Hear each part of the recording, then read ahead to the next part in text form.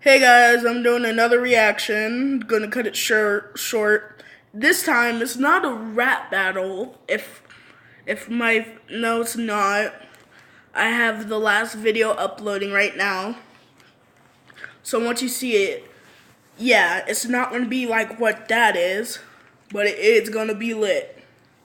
So let's get right into this because this is fighting material. Alright, let's do this. Animation Rewind. Please leave a like and subscribe, and go subscribe to Animation Rewind. They are good combat masters. So all the best friends are fighting.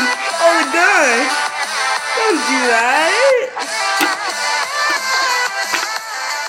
What? They're making some new stuff. Welcome to episode 6 of Cartoon Fight Club. As usual, if you're new to this series, I don't know if it's darker for you guys, but yeah, my phone just got dark. That means it's low on battery. So if it is, sorry. It should be light. For tonight's episode, should be lighter now. Take the mascots of Disney and Nickelodeon and put them head to head in one final fight to the finish. This battle is not going to have any prep time. They will face as if they did not know it's coming. So without further ado, let's meet Cartoon Fight Club's 6th round of fighters. Because he was created first, let's start things off with Mickey Mouse. Michael Theodore Mouse, aka Mickey Mouse, may seem like a kind, adorable guy in front of the kids. But when he gets down to business, this is one mouse you do not want to mess with. Mickey Mouse is a jack of all trades. Let's start things off with the Sorcerer Hat. The Sorcerer Hat is a very magical item. It is also the source to most of Yen Sid and Mickey Mouse's power. The hat is for magical use, and with it, one can be very powerful. Because this battle will not have prep time, it is highly unlikely that Mickey Mouse will be carrying this hat with him, since it's usually kept safe in Yen Sid's fortress. This is not too big of a deal, because Mickey can perform many magical attacks without the Sorcerer Hat. Speaking of which, this is why we bring you the Keyblade. The Keyblade is a mysterious weapon, heavily featured in the Kingdom Hearts series. Sora, King Mickey, and many other characters throughout the series wield the Keyblade, and it is an important element to the battle between darkness and light. King Mickey is extremely skilled with the Keyblade, despite him being one of the only few Disney characters capable of wielding one. He uses his size and agility to maximize his advantages and wear down his foes. That's actually pretty Mickey good information Mouse right here. is known for using flipping and spinning attacks, and he usually finishes off his foes with wide strokes of his blade. It is possible to assume he's gained his abilities from his training with Yen Sid. As an apprentice to Master Yen Sid, Mickey has wielded the Star Seeker, a gift from his master. The Star Seeker is far more powerful than a normal Keyblade, and it is also Mickey's primary choice for quick thrashing attacks. Mickey also has an enchanted paintbrush that serves as one of his main weapons in combat. The paintbrush has two main functions, blue paint and green thinner. With the blue paint, Mickey can restore damaged items, and more importantly, he can turn his enemies into his allies for a short time. With this ability, he can get his opponent to do whatever he wants for a short period of time. With the green thinner, Mickey can literally dissolve many types of substances. He can also dissolve away his foes, literally erasing their physical bodies from existence. The only downfall to both the blue paint and the green thinner is that they are both in short supply, and they both run out quickly. Mickey Mouse is an extremely skilled offensive fighter. In fact, he's one of the best hit-and-run attackers ever created. But when it comes to defense, that is where he slightly drops the ball. Mickey is not the best defender around. Are you kidding me? Overall, he shows average defensive tactics. His Sorry. frame is not as durable as his friends Goofy and Donald. What Mickey lacks in defense, he makes up with grit and bravery. This guy is not afraid of anything. Speaking of brave warriors, let's kind of talk about the opposite of that.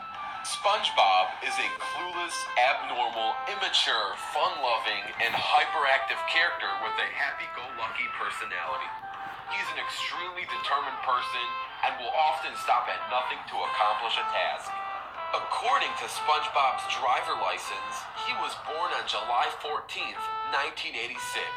But that's not the only surprising thing you are probably thinking about right now.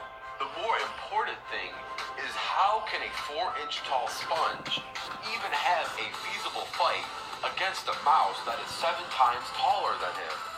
Well, thanks to SpongeBob's Nicktoon friend Jimmy Neutron, whenever SpongeBob needs to become larger or needs to fight on land, he can cover himself with Jimmy's neutronic moisture sealant.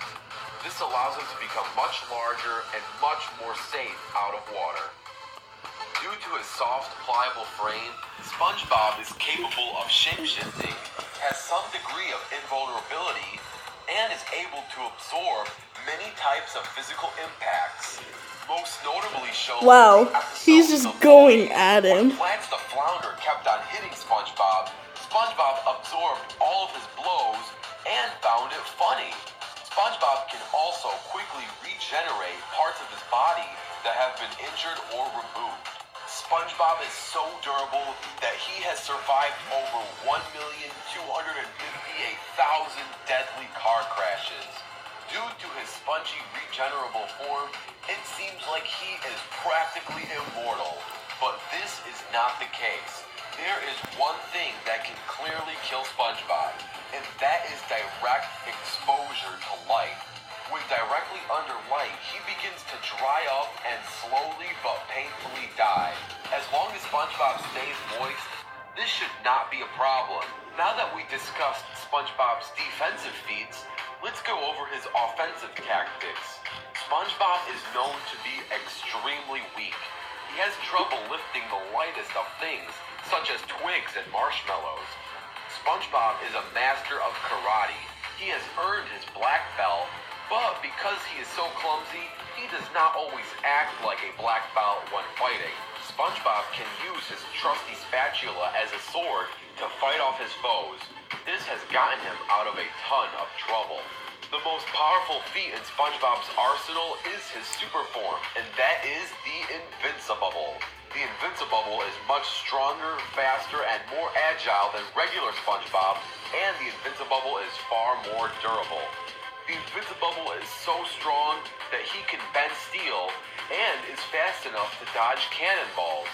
The most powerful thing about the Invincibubble is his invincible bubbles that he can blow. When trapped inside of these bubbles, there is no escape. The only thing powerful enough to pop one of these bubbles is a touch from one of the sponge out of water fighters. Without the magical touch of these fighters, you are basically locked in these bubbles for good. Now enough of that goofy sponge guy. Let's get ready for the fight.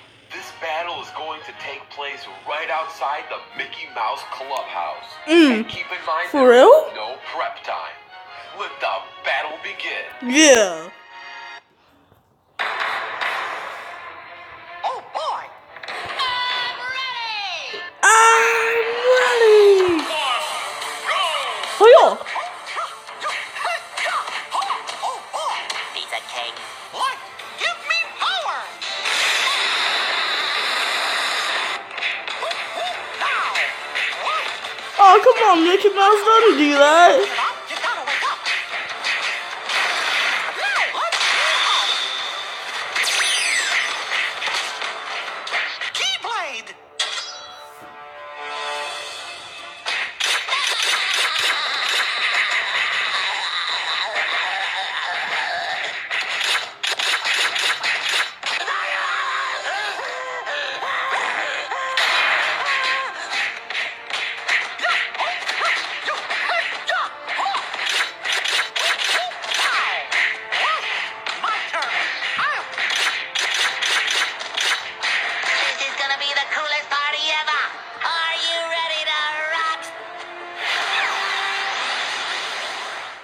Invincible!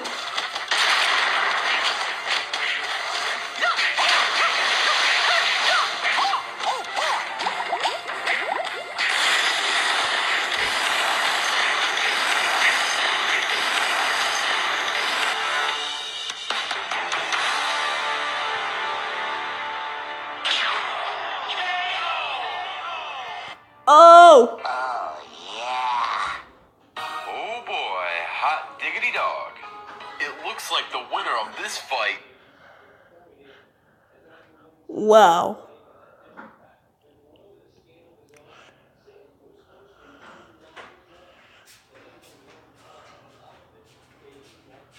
Mickey Mouse the underdog, well, SpongeBob the underdog, I should say. First he was getting beat completely by Mickey Mouse, and now he defeated him just by putting him in a bubble. True underdog. So I'm gonna end the video here. Peace. Please like and subscribe.